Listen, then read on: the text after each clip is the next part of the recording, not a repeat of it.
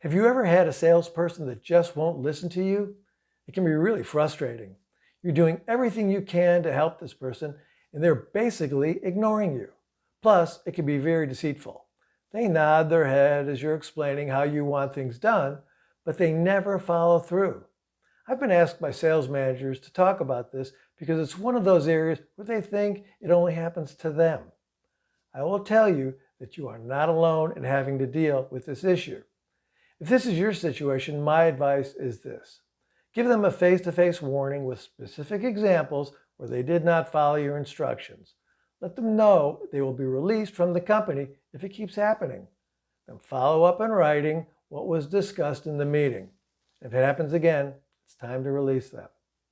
Letting this attitude slide can come back to haunt you when there's a lot on the line and they didn't listen to your advice. Sales leaders, look for this problem in your team. If you have it, follow the advice I just gave. It may be painful in the short term, but you will be much better off in the long run, and you will be sending a clear message to everyone else on the team. I hope this helps you.